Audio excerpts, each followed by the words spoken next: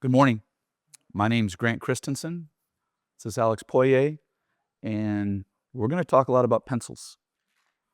So this is the part of the show where people usually leave, but No, I see notebooks, I see pencils, I see pens. These are our people, I think. yeah, absolutely. Yeah. So this is a Blackwing pencil, and it was used by John Steinbeck, Walt Disney. John Lennon was rumored to have written Beatles songs with it. Had a huge cult following before it was discontinued.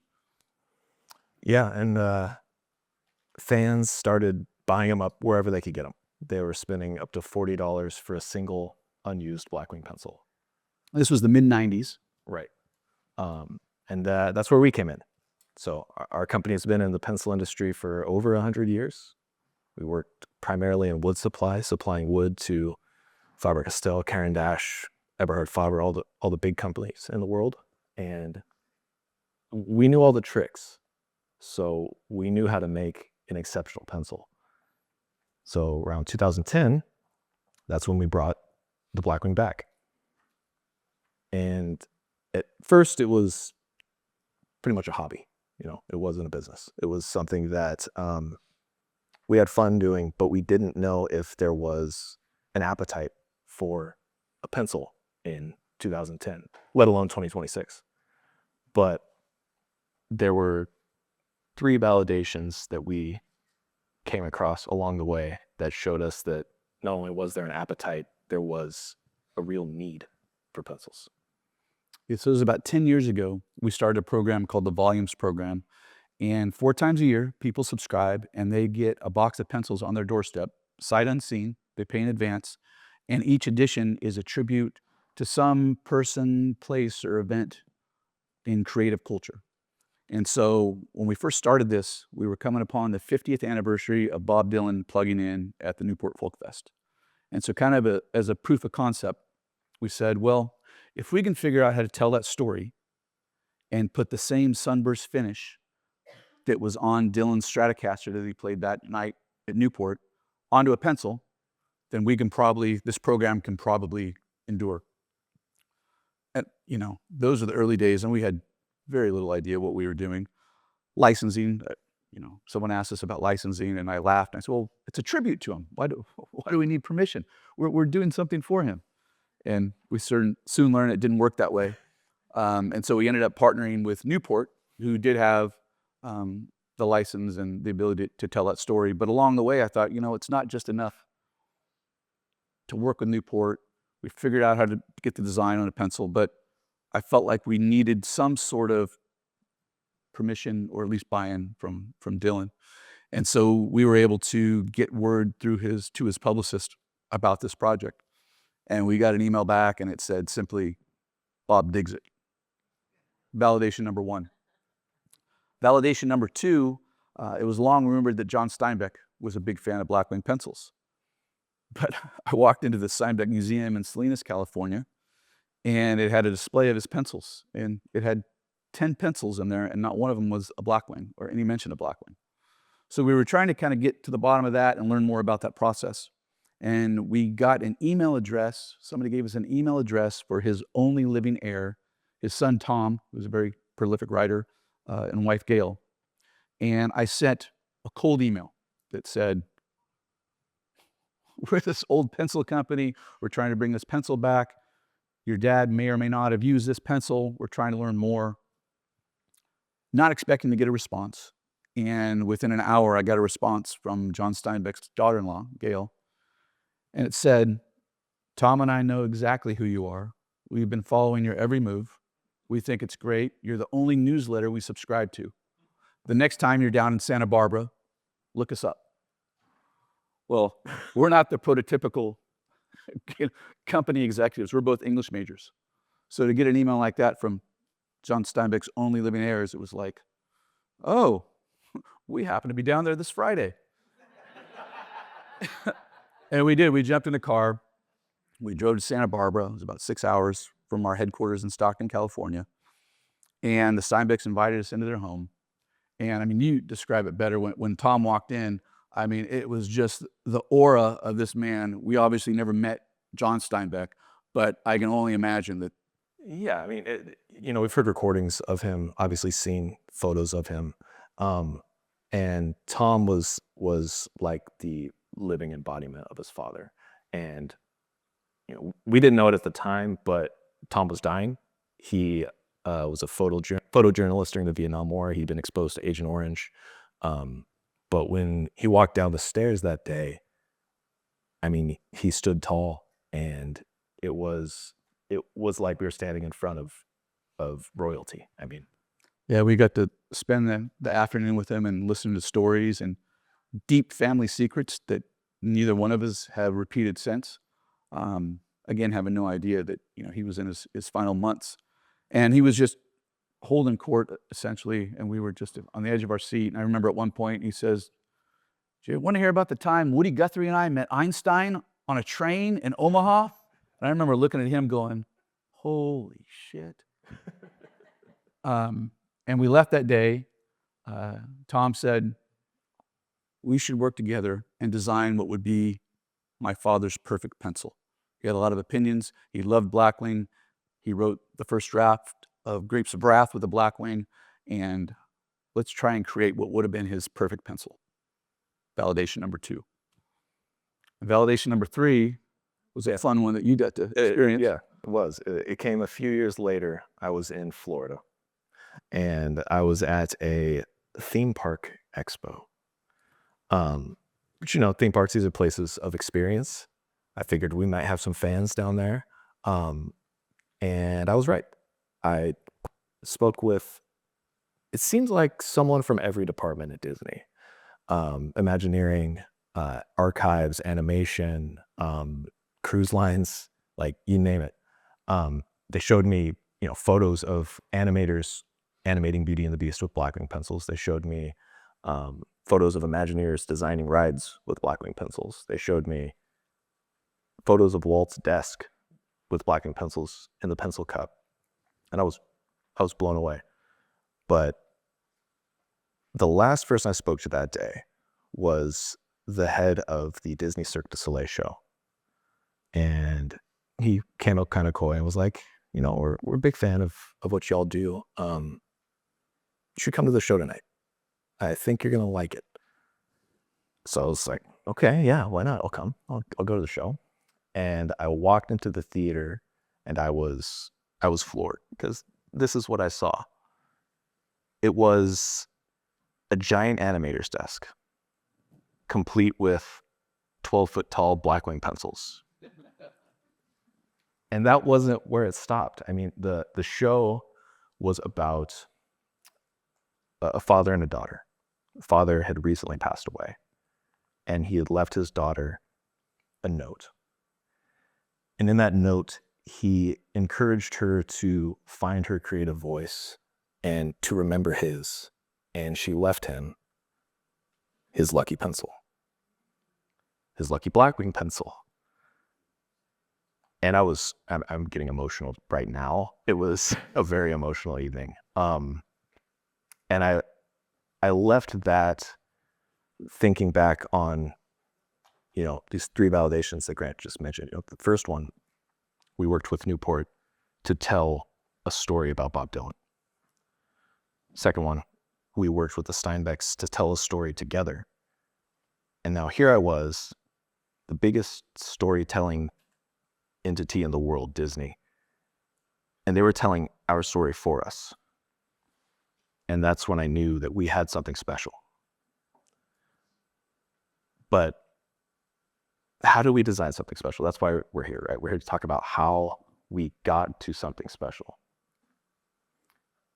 And I don't really know the answer to that question, but I know what we did. And what we did is we obsessed about every detail. You all should have a Blackwing that was sitting on your chair when you walked in. And I'd like to walk you through each step of the process of making one of these, and the decisions that we made, and why we made them.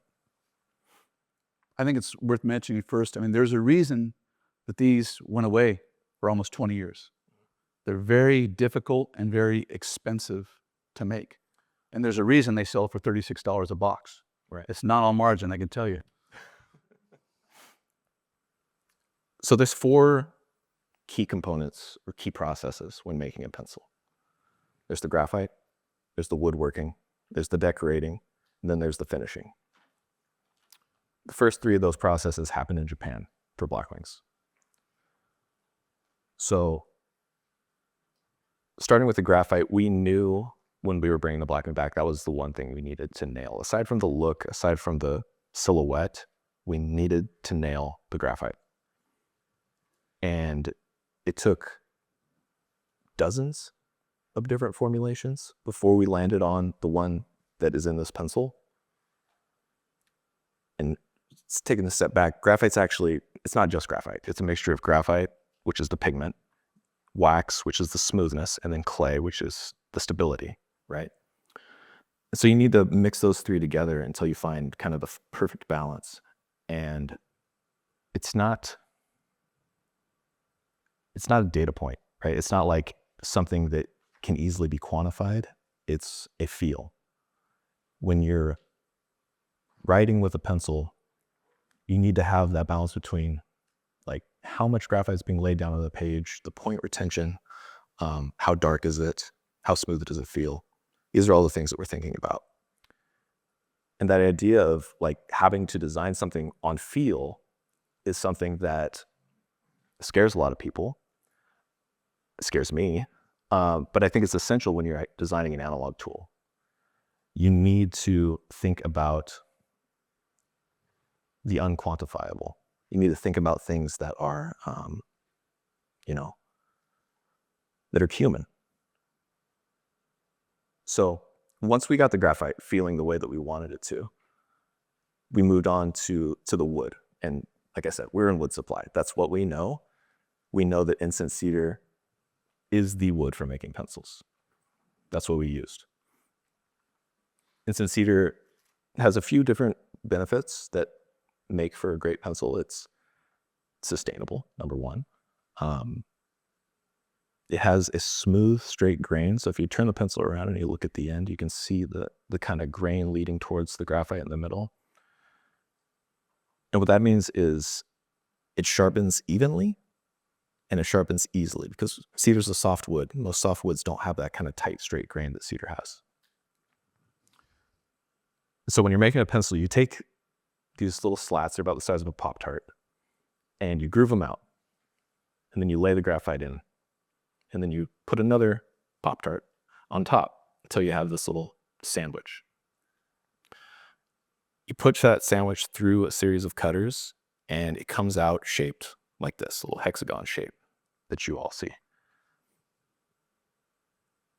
The grain of the cedar means that when that hexagon comes out of the cutters, this finish is precise and it's smooth. You're not going to have chips. You're not going to have knots. You're not going to have splinters. You're going to have a smooth, honestly usable pencil at that point.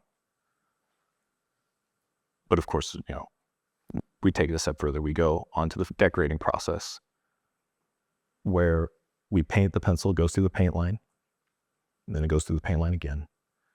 Then it goes through the paint line again.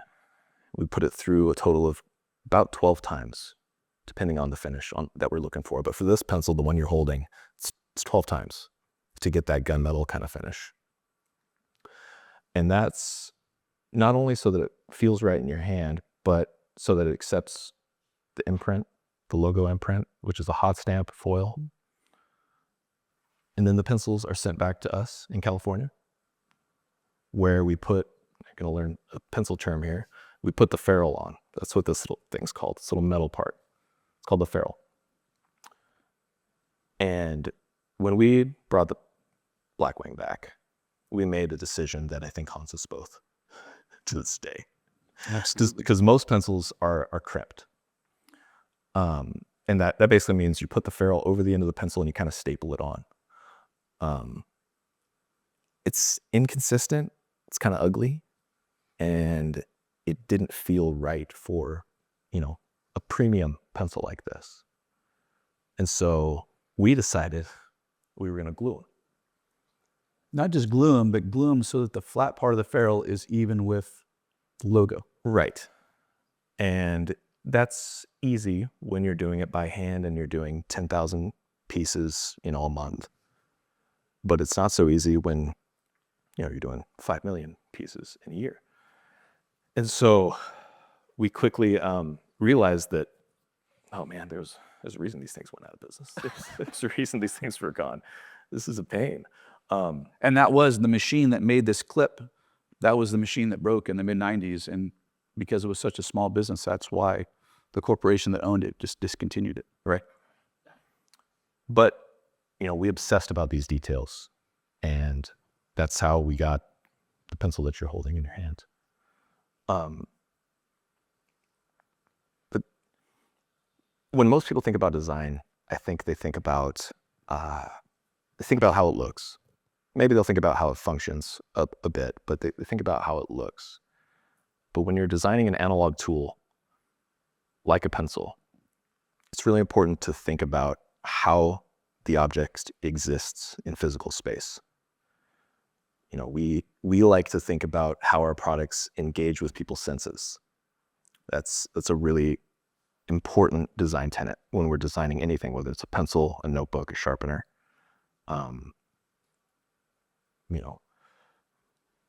We like to think about how the pencil feels in your hand. Is the finish smooth? Is it too smooth? Does it slip when you're gripping it? Is there enough resistance there? How's the weight feel? Is it balanced? Does it feel like it rests easily in the crook of your hand? How does it smell when you sharpen it? One of the benefits of incense cedar is it's a really satisfying smell when you sharpen the pencil, and that's part of the experience of using a pencil. How does it sound when you're sharpening that pencil? How does it feel? How does it feel when you're writing on the page? Is the feedback between graphite and paper satisfying? Is it smooth? Is there enough resistance there? Resistance and friction are kind of something that we really thrive on.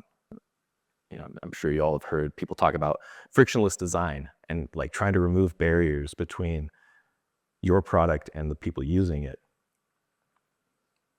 But we tend to take the opposite approach.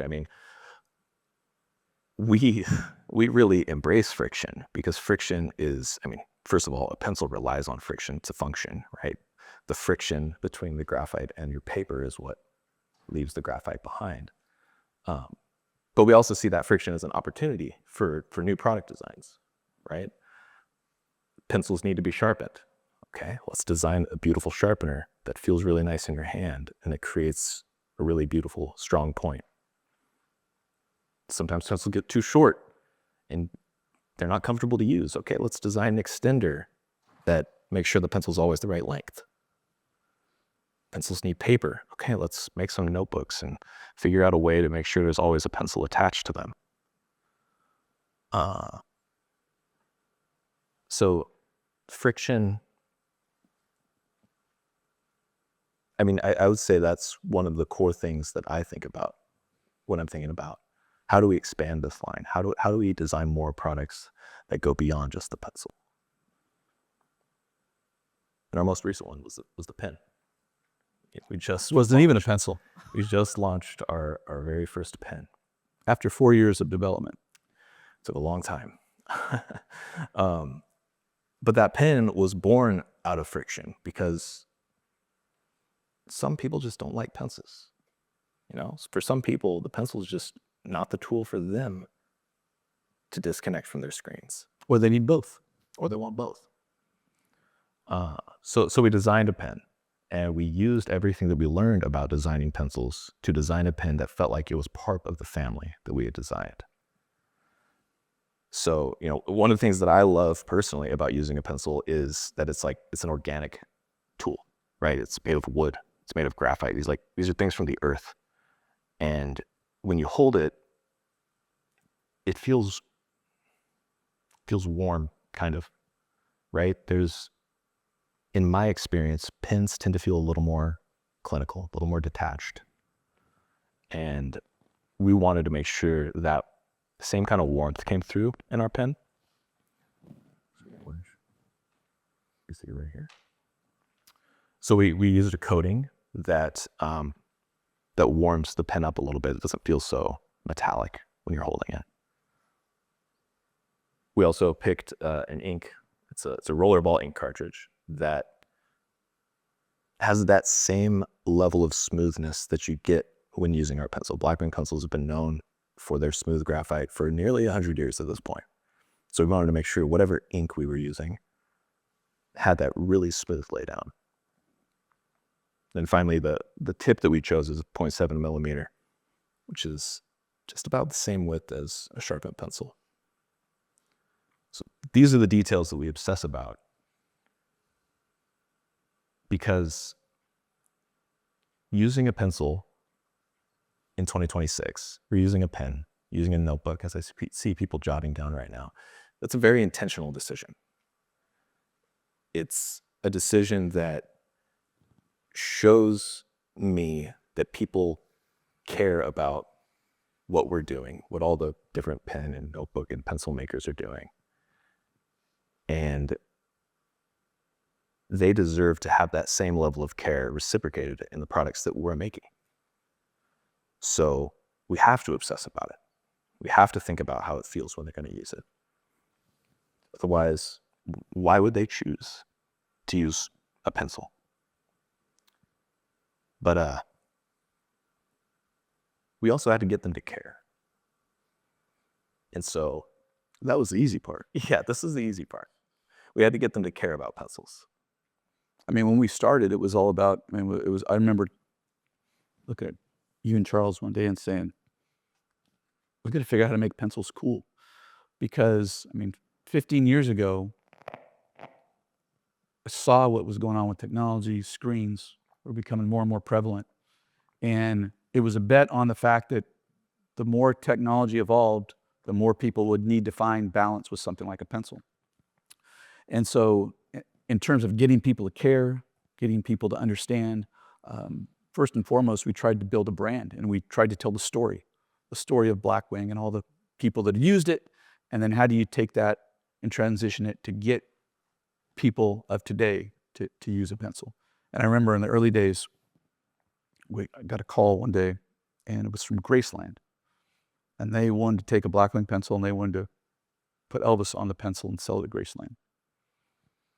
But it was about our brand. And at that point, we said no. A couple weeks later, Oprah's people called us and said, Oprah loves your pencils. Great. She wants to make pencils, Oprah pencils, to give away with O Magazine subscriptions. And we said no.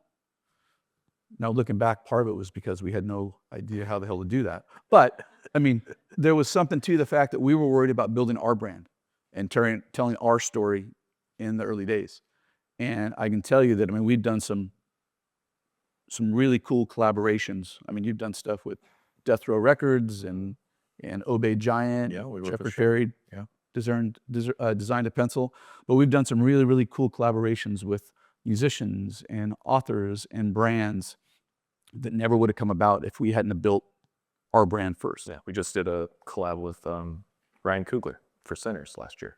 And it was, Ryan came to us. He said, I love your product. I want to do something with you guys. I don't care what it is. And that's a humbling thing when that happens. Absolutely. And it's been in gift bags at the Grammys and at the Oscars. So it's one of those things that we're really focused on telling our story. And then part of it too is, we believe in scarcity. So early on, we took a lot of risks in terms of, product demand. We tried to keep it tight. I remember the second limited edition pencil we did after the Dylan pencil was a tribute to the John Muir Trail, which is a famous hiking trail near where our headquarters are. And we said, wow, that first one was really popular and people loved the Dylan pencil and all that, but we're not going to make any more. We're going to keep the quantities the same this time. I remember I went to lunch because at that point there was only 4 or 5 of us shipping everything out. We had 1,000 subscribers. And I went to lunch and I got everybody burritos and I brought them back. And he said, they're gone. I said, what's gone? Did we lose them? Did UPS not show up? He said, no, we sold through all the pencils in a matter of hours. And we doubled we got another 1,000 subscribers within 2 days because one of the benefits of a subscription was you were guaranteed to get each release.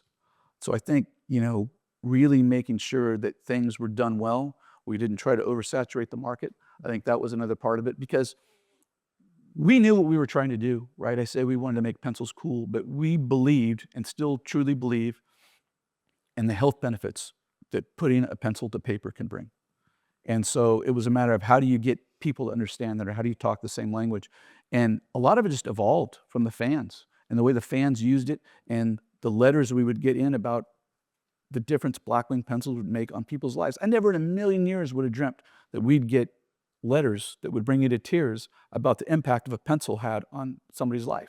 Absolutely. And so we knew how to say, every company's got a mission and a vision. We've had 15 different iterations of that, 4 or 5 different sentences or paragraphs even at one point. And then one day you came up with it and we tried to distill, 6 sentences into 3 or 4 words. Yeah, we decided we're here to help people slow down. And that sounds kind of cliche, I think, in 2026. But it's something that, in addition to friction, like that's what's driving not only our product decisions, but our business decisions. I mean, we want people to slow down, pick up a pencil, pick up their notebook, sharpen that pencil, and write their thoughts. But we also want them to shop locally in their local communities. I mean, we sell our products into independent businesses so that folks can go out in their communities and buy the tools that they want. We have a foundation that supports music and arts education so that kids aren't just test scores. They can actually develop creativity. They can develop problem-solving skills. So, slow down. It's more than just a mantra. It's really the decision-making tool that we use. And you used the word earlier, you said human. I mean, it's really about connection. I mean, we live in this world where constant barrages of notifications and messages and texts and social media. I mean, it actually leaves us less connected.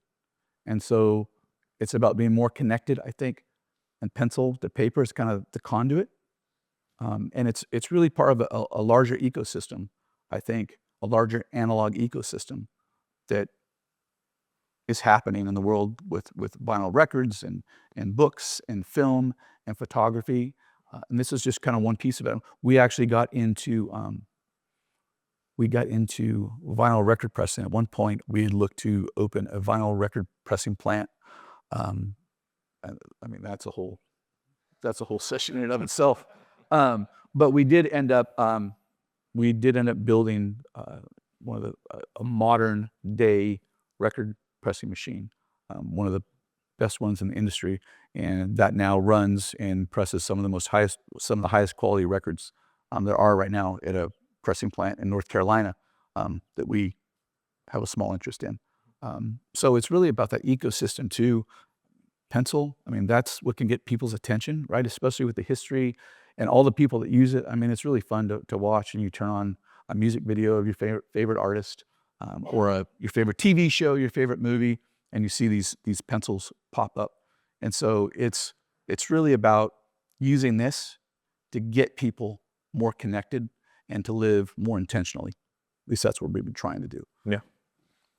And I mean, we've also learned from all those different analog experiences that are continuing to kind of percolate and people are engaging with. Grant mentioned vinyl, and that was really, one of the big influences for the volumes program that we were talking about. How did vinyl records survive?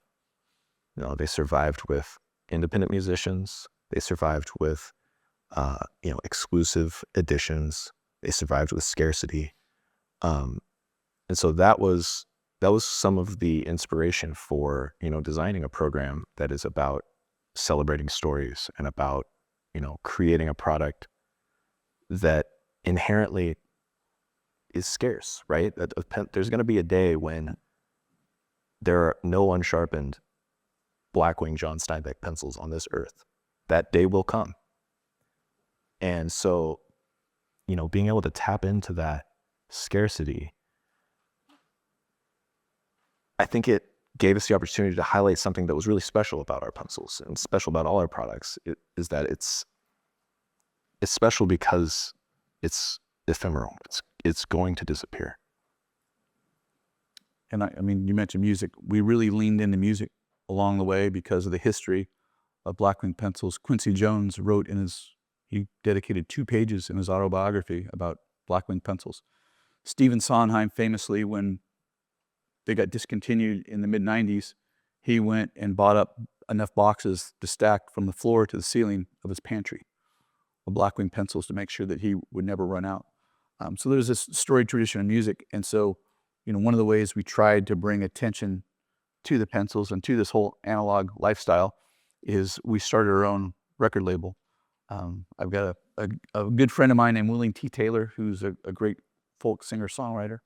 And we went out and made a record for him that he put out. It was a great record. I remember looking up at that tune. At that time, it was about iTunes. I remember opening up iTunes one day, and he was, I think, number 9 on one of the charts, ahead of Ed Sheeran and Bruno Mars, this little folk singer that this pencil company put out a record for. But then when we talked about the day we met the Steinbecks, I walked into his living room that day, to Tom's living room, and we tripped over a guitar case. And so Gail said, "I'm sorry, that's our nephew. He and his wife are touring musicians. They came through town on tour 6 months ago and they haven't left." And that musician was Johnny Irian, who was married at the time to Sarah Lee Guthrie, who's Arlo Guthrie's daughter.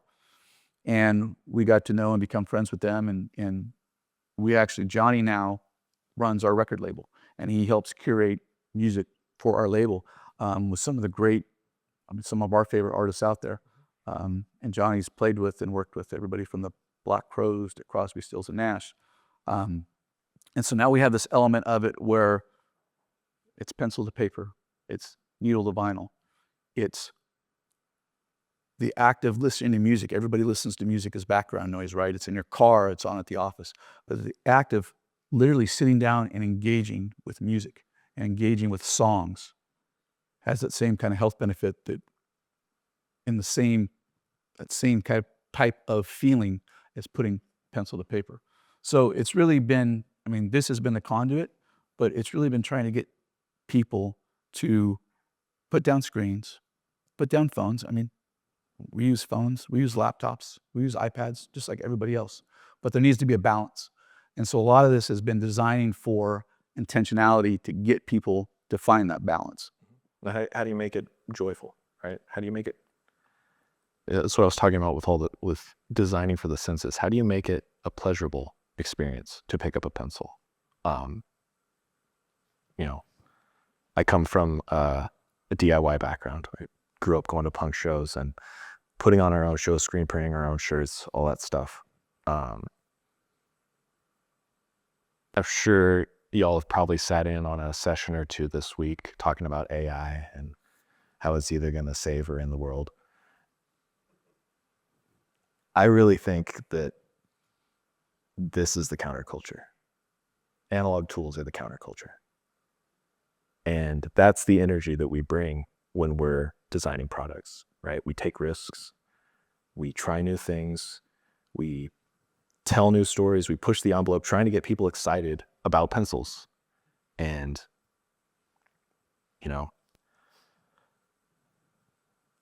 I think we're not even close to the end of it. No, there's a long way to go. No. I think, discovery is a big part of it too, right? And so we've tried to use storytelling to help people discover the pencil and discover this kind of analog ecosystem. We've got towns over here, which I think it's, for us from California and being a musician and a songwriter myself, to come to Texas and speak in front of all y'all, and the sound guy's name is named after one of the best Texas songwriters ever lived. Is pretty cool. But a good buddy of Towns Van Zandt, who he's named after, was Guy Clark. And so we actually made a pencil as a tribute to Guy Clark and the art of songwriting. And we put that pencil out, and we got an email a week later, and it said, I'd never heard of Guy Clark. I got the pencil. I looked him up. I listened to his music. It moved me so much, and he included a photo, and on his forearm, he had one of Guy Clark's lyrics tattooed on his forearm, all within 7 days. So I think it's that act of storytelling and discovery, and now we've built a fan base of people that like to discover things. They like to discover new music. They're open-minded, and so as we talk about the future, I think that's what the future holds, is continue to find ways to introduce people to this analog ecosystem. And again, it all starts and usually comes back to a pencil, but I mean, we've had some pretty wild ideas of where to go from here, but it'll always try to come back to the pencil. Yeah, it's all about keeping,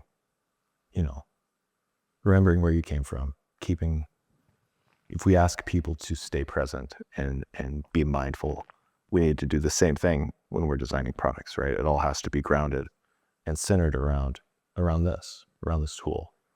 I think that's where it's easy to slip up, is if you start thinking, or I guess not thinking, about product that doesn't have that core message at the center of it. Right. Yeah, absolutely. I think, one of the biggest misnomers is that these pencils are just for artists. We get that all the time. Oh, you sell them in art supply stores. Well, sure, we do sell these in art supply stores, but I can tell you that's a very small part of our business. Is this pencil is for everybody. It's for people that want to unplug. It's for people that want to live more intentionally. It's for people that just like really nice things. And obviously we have a lot of artists that use our pencil, but that's not what's driven this business and what's driven this story over the years. It's just been a small part of it. And I think when people hear that, because one of the things we get all the time is, well, I'm not creative. Perfect. Uh-huh. If that's what you think. We happen to believe everybody's creative, but if you don't feel you're creative, even more reason to get truly connected. Right. That's one of the reasons why the stories behind this pencil is so powerful and why it's such a core part of its DNA, right? When I'm not feeling especially creative, it's nice to feel like I'm holding a conduit for the ideas of John Steinbeck and Chuck Jones and, all of these creative giants that have created with this tool. And I also, it's kind of like when I want to go to the gym, I trick my mind into thinking I want to go to the gym by getting dressed for the gym, right? And once I'm dressed for the gym, it's like, okay, you're going. And using a pencil, or it's kind of a similar process. If I get out my notebook, if I get out my pencil, if I sharpen it, I'm going to sit down and write something, whether I want to or not, because I'm committed at this point. I've decided to take this thing out and put my thoughts on paper. And you don't get that, again, without that friction, without the intent behind the actions. No. So, and we love to take questions. So I want to leave plenty of time for questions. But before that, I want to say thank you. I mean, we came here in 2012, 2013, 2014, trying to glean as much information as we could from people at South by Southwest. So to have come sort of full circle and have people care enough about pencils and the analog process to come up and show up today, it means a lot. So we just want to say thank you, everybody, for coming. Again, we're just a couple of guys trying to make pencils cool, and we still got a long way to go. But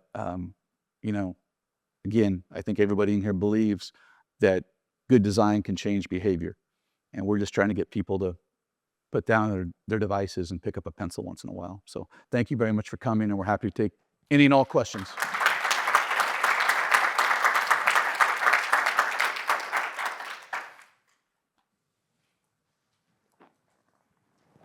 Thank you so much.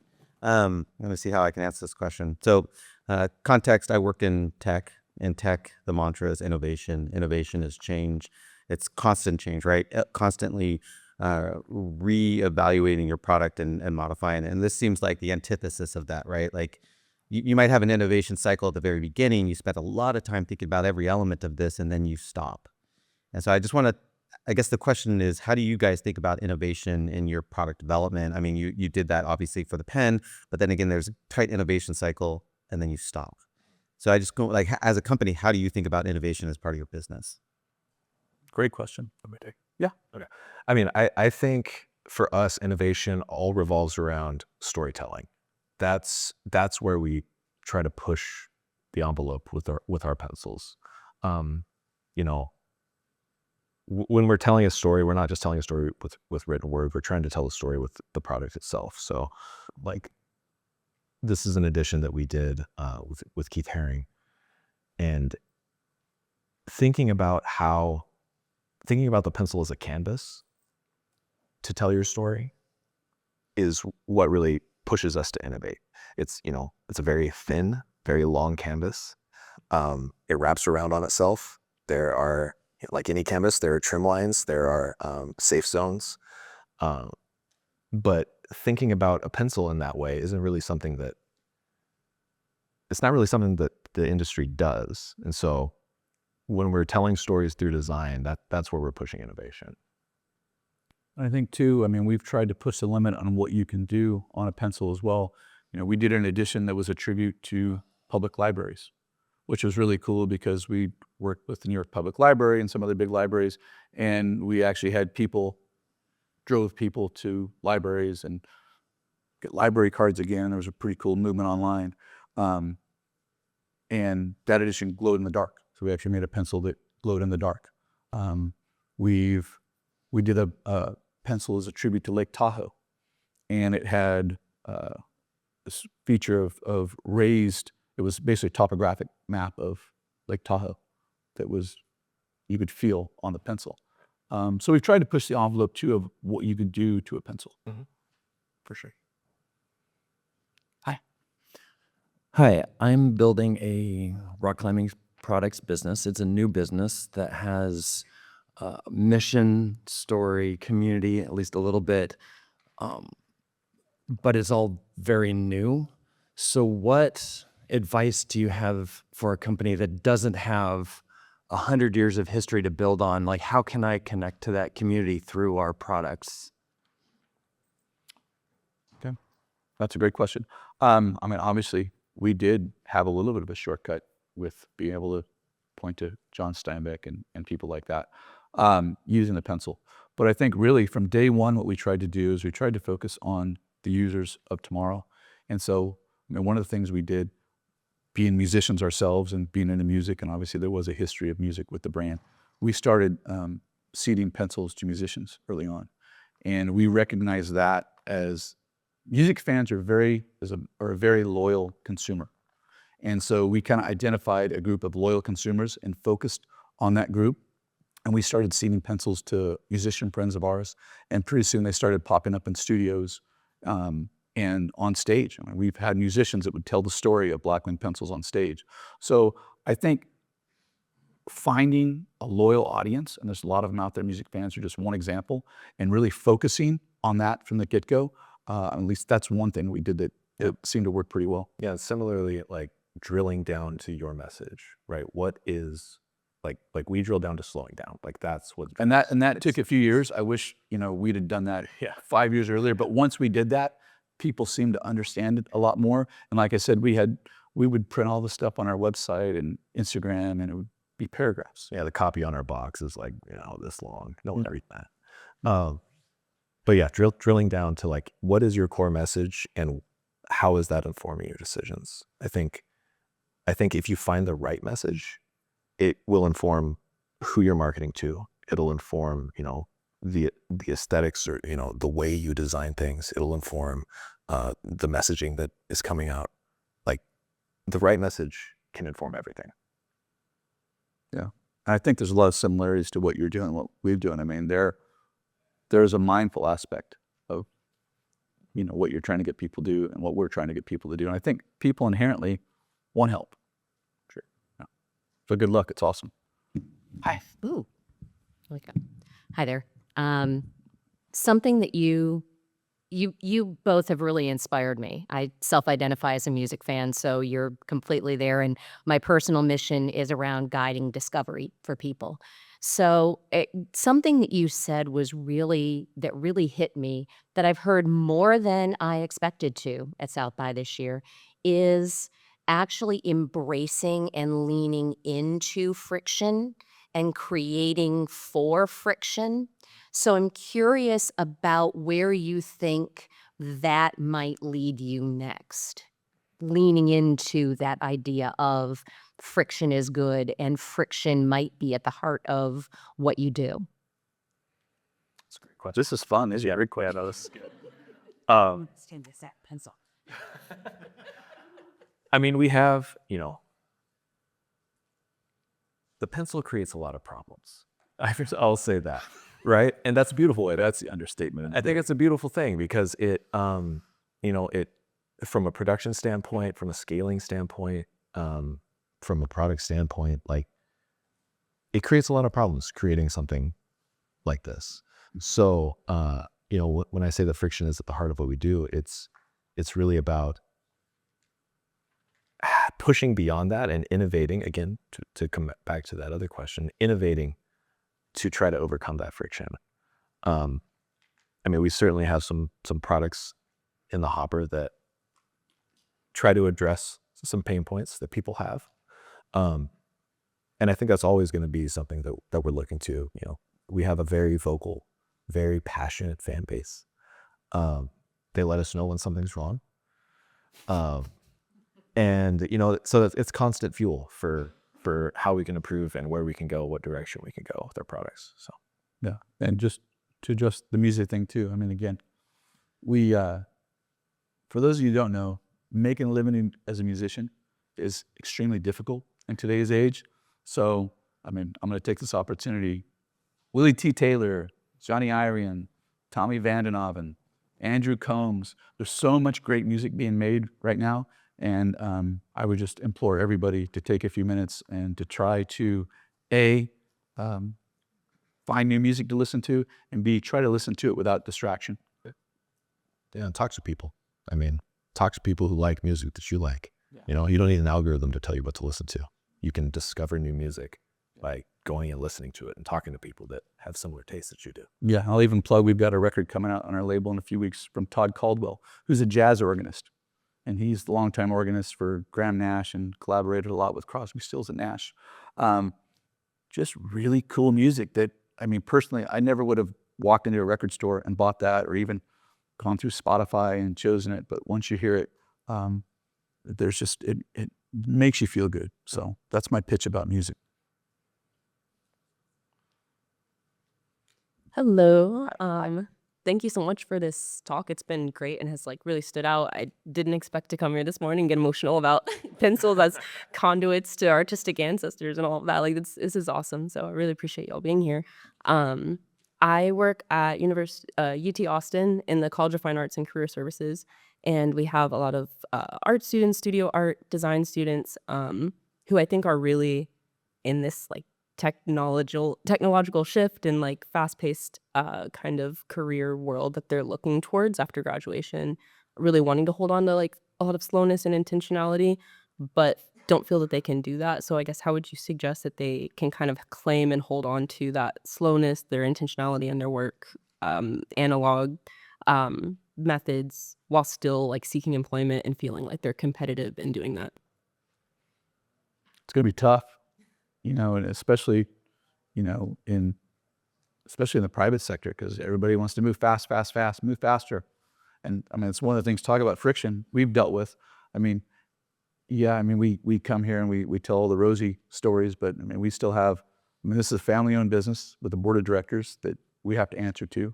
And it's always been faster, double the business, which, that's created friction in and of itself at times. And so it's not going to be easy. So, the first thing I would say is not to expect it to be easy.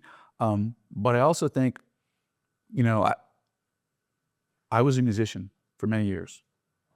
And I stopped playing music. I stopped writing music. And it was when we started doing this and I picked up a pencil again that I started making music again. And I didn't realize that that was a huge void in my life up until that point. And so, I mean, I walked the talk, right? I mean, it was this pencil literally got me to pick up a guitar and start writing songs again. And so I think what's going to happen to a lot of those kids is they are going to be motivated to put their pencils down, so to speak. And I think just creating and making things, whether it's drawing, whether it's art, whether it's woodworking, whatever they're doing, but continuing to make things. And again, we talked about friction. When things get tough, just continuing to make things. Maybe they have to go work somewhere else and do something else for a while, but continuing to fight through that and just make something. And I think that adds, there's an inherent health benefit to that.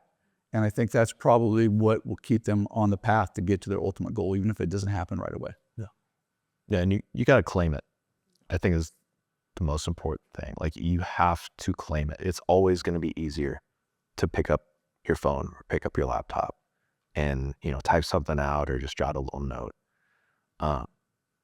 But if you want it, you have to make time for it. You have to take that road less traveled, and it's not going to be easy. I mean, I do it all the time. It's like, I just need to do this real quick. I'm just going to write it down, and then I forget about it. I don't even remember doing it. But if I sit down and I carve out that time to write it with a pencil, I mean, friction forms bonds, right? You rub up against something and you leave a piece of yourself with it. So, you just have to claim it. Thank you. The other thing you can do is give them our names and number. We're always, honestly, we built a team. Like I said, we're both English majors. And, we're a team of about 20 people at this point. And we've made it a point to hire hardworking, passionate, creative people. And when we hire, pretty much everybody we've hired, or very few people we've hired, have experience in the role that we've hired them in. And so that's, I think there are other companies out there like us, but please don't. We're always looking for good, hardworking, creative people. We'll find something for them to do. Yeah, thank you. I never thought a story of a pencil could be so fascinating. So thank you for coming here today. This has been the most interesting panel I've been to. As former musicians, how would you handle making a living as a musician here in 2026 with Spotify, Live Nation taking exorbitant amount of money from musicians? Like, how would you make a career out of being a musician in this time? I'm not kidding when I say if, we had a genie in a bottle right here, probably the first thing I'd wish for after taking care of my own family and health and all that would be finding a way to solve this conundrum and getting musicians a way to make a fair living. It's nearly impossible. It really is. I wish I could crack the algorithm. I wish I could figure out the solution. I think one of the things that does have a benefit, or one of the suggestions, physical products. I think that's one of the reasons that vinyl is still strong, and one of the reasons that vinyl records have surpassed CD sales. It's hard to make money on the road anymore. It's not healthy for these guys to be on the road anymore. So there are some performance models that we're working on that we've tested out with Johnny and some other musicians that you're seeing a lot more in terms of residencies versus getting on a bus and traveling the country, or getting in a van and traveling the country. But, I mentioned Willie T. Taylor. I think last year he played 262 gigs across the United States in a van. And, he's able to make a living, but certainly not the type of living he'd like to make. So there is no answer to that. I wish there was an answer to that, but I think physical tools are part of the answer. And we've made pencils for artists that they can go sell and have something else to sell.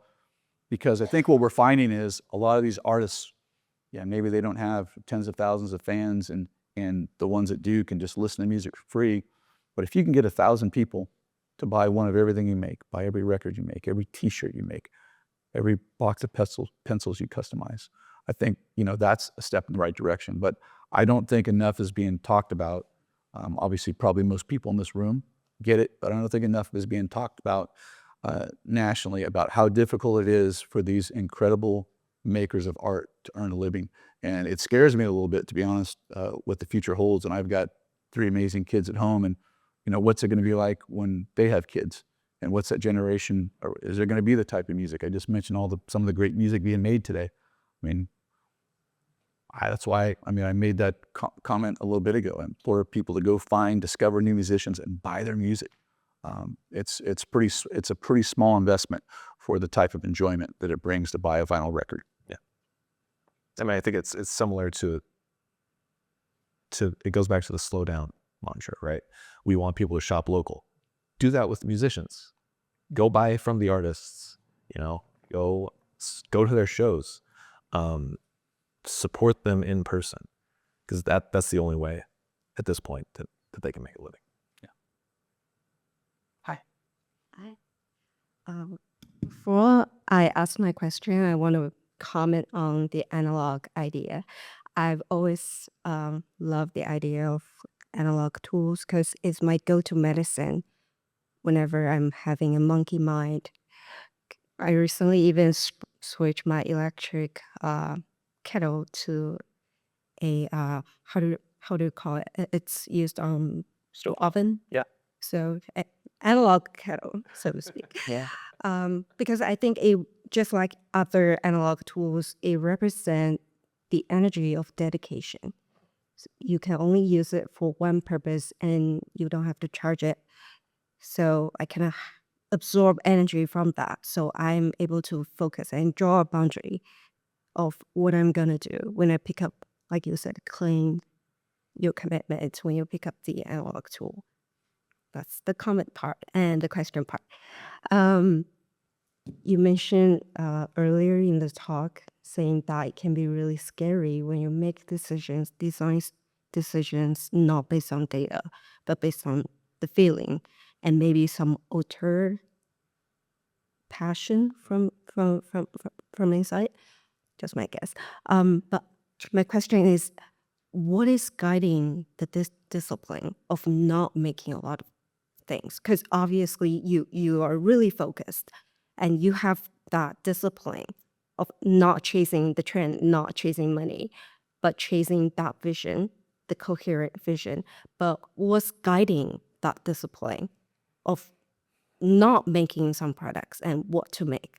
And also, was backing up that confidence that you made the right decision instead of second guessing yourself. Did I make the wrong decision? Because it's really scary. And as a product developer wannabe, I want to learn what do you think about that question? Well, I always second guess my decisions. I mean, Even when they work. we Second guess. absolutely. I think,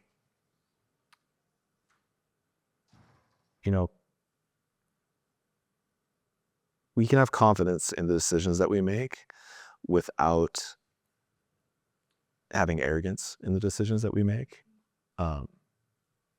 Let's be clear, you have some arrogance sometimes. Okay. Yeah, I do. And I love it. But it's, I don't know. It's hard, especially when you're making decisions based on feel and emotion, because let's be frank, like using a pencil is an emotional decision. It's a decision that, I think it's becoming rational, but it still has that kind of, still has that emotional hook to it. So, when we're developing a new product, we're thinking about how is this furthering our core mission of slowing down, right? How is this furthering, how is this encouraging people to claim that time, right? So it's not just a feel, it's an emotion Yeah, no, that we're trying to for sure. uncover inside us. Yeah, for sure.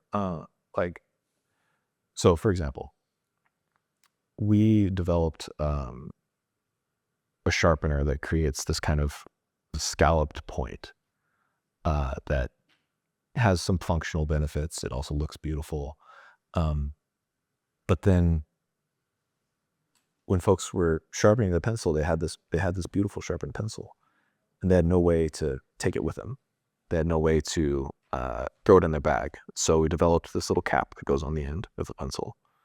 And it's slightly tapered on the inside so that when you put the pencil in, the tip is floating. It doesn't, bounce against the sides. It doesn't hit against the end. And all those little decisions were made just to make sure that this beautiful thing that somebody created, even if it's something as simple as a sharpened point of their pencil, was treated like the precious thing that it was, right? It's kind of a respect for the customer, because they're deciding to carve out that time, to claim that time, and so we want to make sure that that time is joyful. Yeah, I think it comes back to, I hate the word brand, and I've used it a couple times, so I apologize. But brand, community, I think it comes back to building that. And some of the stuff, like I said, we turned down Oprah and Elvis, right? I think it comes back to really focusing on your brand, and you get a community of people that buy into whatever you make. And that, I think, gives us the confidence to take chances and not worry so much about, because you're right on with your question. There's a lot of worry, and how do we make sure we don't get too far away? How do we make sure we're not trying to be all things for all people, right? We fight that every day, but I think building the community that are passionate about what we do, it gives us the confidence to be able to design this stuff and be confident in putting it out.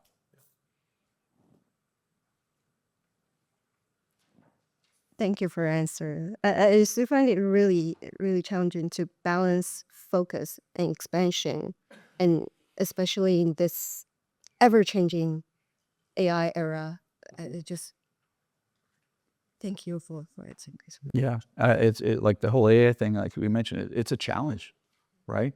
Because we even use AI in our business to some extent in terms of analyzing numbers and that type of thing. But in terms of creating things, we want people making things with this and with this and with this. Thank you.